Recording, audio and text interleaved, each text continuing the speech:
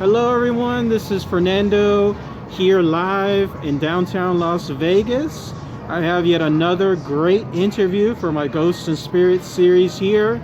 This was a gentleman that I had met a couple of months back on a tour that I took here in downtown Las Vegas, a ghost tour as well.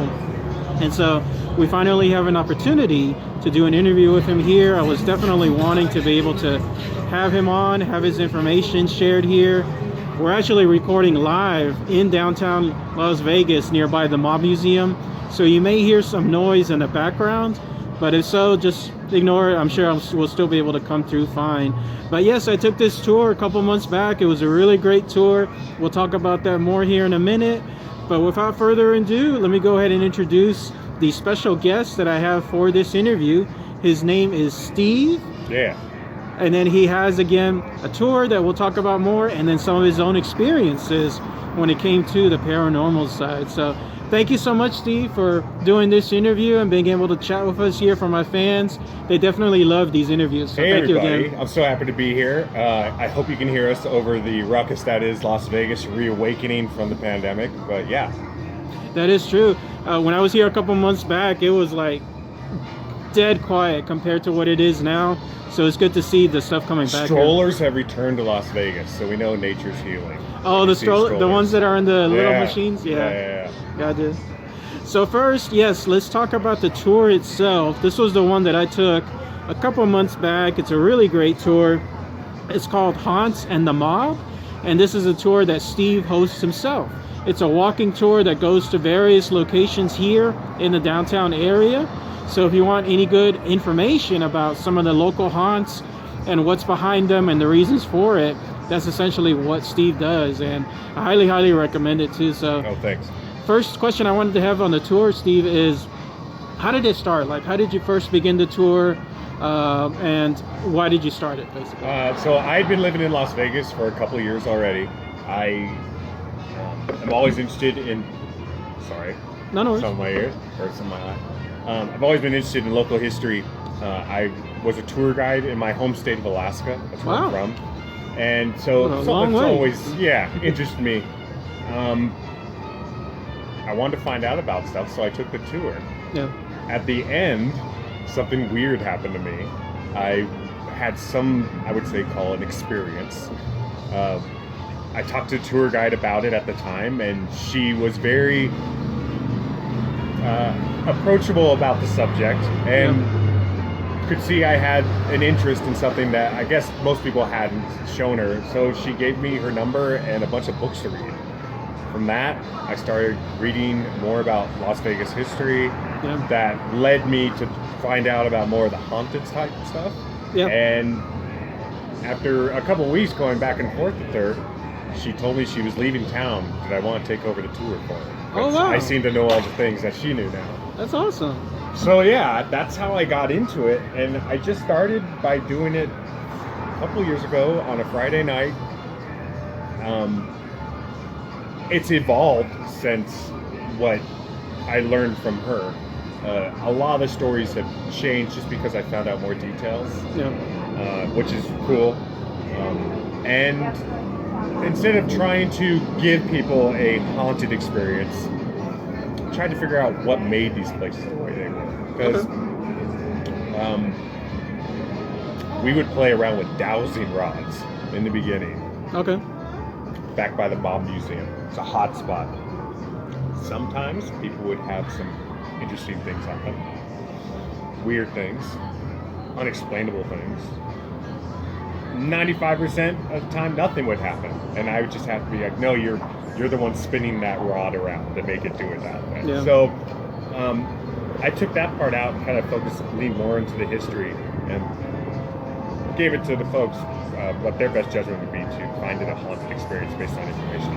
So that's how I went about it. That's how I got involved in it. Wonderful. Yeah, it's amazing because behind all the glitz and glamour here in Las Vegas, all the lights, all the sounds, there really is some rich history here, especially with some of the hotels being so old. Like, they still are here after decades of service, and there's so much rich haunted experience behind them. Yeah, so the hard numbers is if you stay in a hotel built before 1980, guaranteed someone died in your room. Oh yeah, you were mentioning that on the tour last time. So, and if you consider the first new casino built since the 70s is that Circa casino. Yeah. Well, we're surrounded by buildings full of people who Yeah. died inside. Yeah, there's a rich history of that. And then Vegas, unfortunately, has this propensity of people coming here to kill themselves. Isn't it? They made a whole movie about it, Leaving Las Vegas, right? Yeah. So because of all that, we get that unfortunate dark history. Yeah, isn't Las Vegas like one of the suicide capitals of the world? So the last numbers I saw in the beginning of the 2000s to 2010, we were the suicide capital of the world. Wow. I haven't seen any data to change that. Right now, during this pandemic, unfortunately, our youth suicide rate is one of the highest in comparison to others. But that's probably because, in general, our suicide rate is so high. Yeah. We're just adding on extra problems right now. Like right now, I'm currently staying at the Hotel Apache, one of the oldest hotels and obviously one of the most haunted ones too. So, tell me, have you seen anything going around over there? So for 2 nights now, it's that weird thing though. I can't tell if I was half asleep and I dreamt it or if it really happened. Interesting. But I have heard noises coming from the bathroom as if somebody was in there, just mulling around, doing whatever.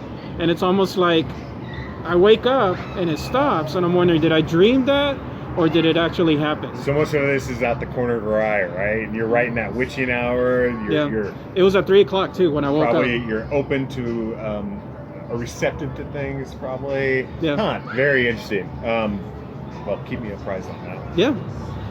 And then the next question I have is regarding the experiences on the tour. Anything else that stands out? Anything else like recent? Maybe customers, clients, anyone else experience something? When I first started doing this, I was running the Ghost Radar a lot. It's an app you can download, and I had an instance where the Ghost Radar, if you're familiar, words pop up. Okay. Right? So that's those are the spirits manipulating the numbers to be able to bring contact to you. I had a group of 40-some people, and I talk about a place called the Motel of Death, and then we walk over to the Mob Museum. In between those 2 spots, 2 words appeared on the Ghost Radar. One said group, the other said shepherd. Wow. So usually my groups are under 20 people. This situation, it was double booked. I had 40 people. Wow. I never have that many people. So the words were so specific to my situation. Yeah. I didn't know what to do with that one. Right? And that was during the tour. Another time, talking to a smaller group of people in front of the Mob Museum, and a lady was wearing a backpack like mine. And if you can just imagine, audience, a backpack suddenly rising in front of you. Like someone's just on there, it's on, the shoulder straps are on, but behind you, it's as if someone put their hand underneath the backpack and it just shoots up. Somebody pushed the backpack up. Right, so there was no one behind the lady. Everyone that was on the side of her saw this happen, saw the backpack lift up and fall down. Wow. I looked at it and the tour was over at that point. Like there's nothing else, we just all kind of looked at each other. Yeah. Those are the 2 most intense experiences I'd say I've had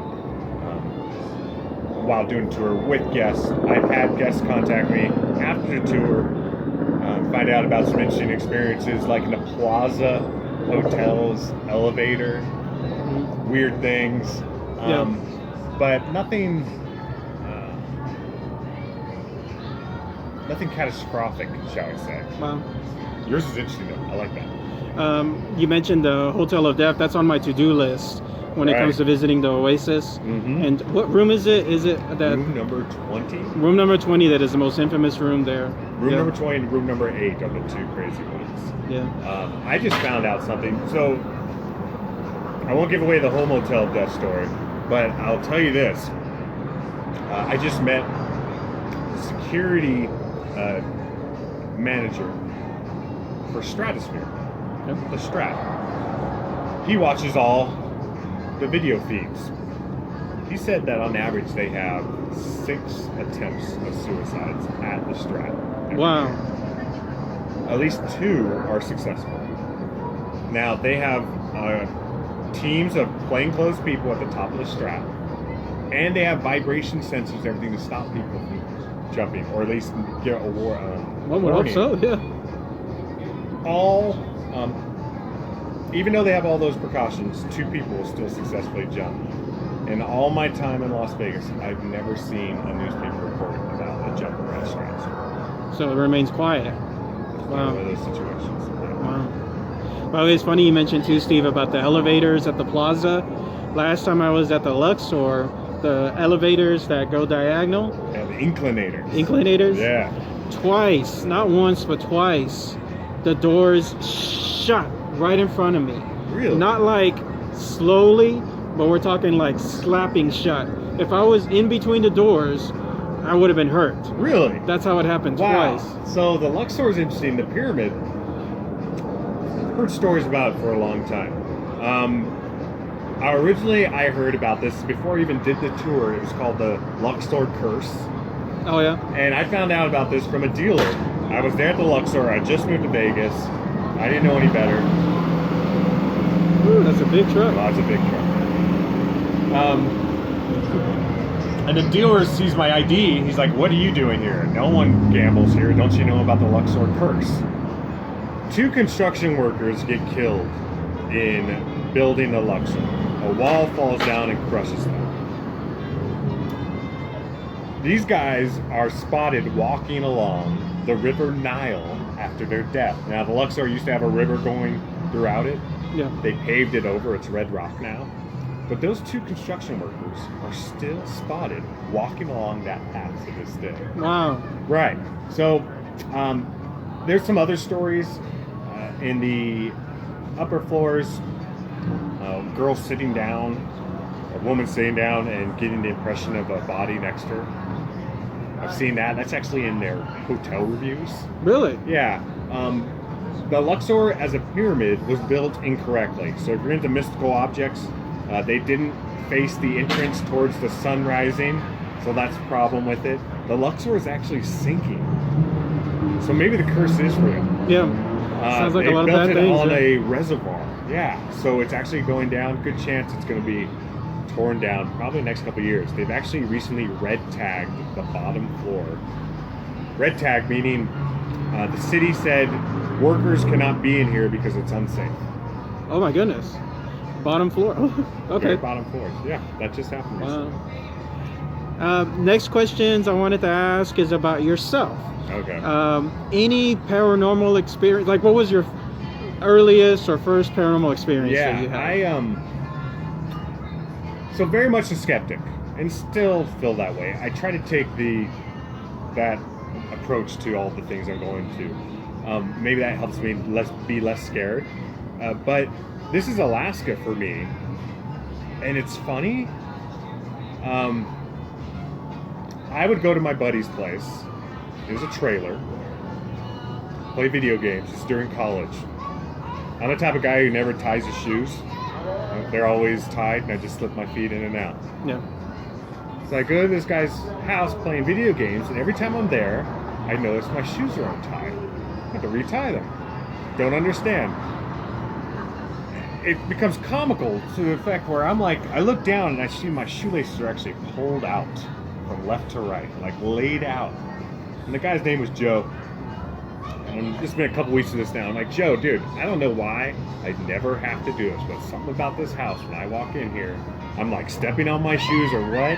There's a slant in the trailer floor. I don't know, but my shoes keep coming untied. Wow. Like, oh, that's the ghost.